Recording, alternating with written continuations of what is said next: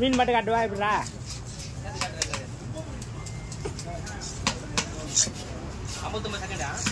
59 அப்படின்னா டக்குன்னு வெட்டே தூண்டுங்களா? ஒரு முள்ளு நட பரவாயில்ல, 2 3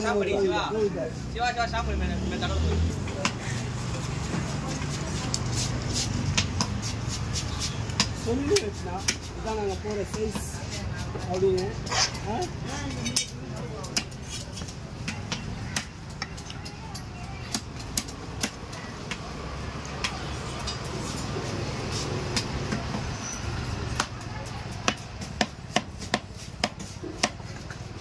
அது லைக் கொடுத்தா எவ்வளோ வருது?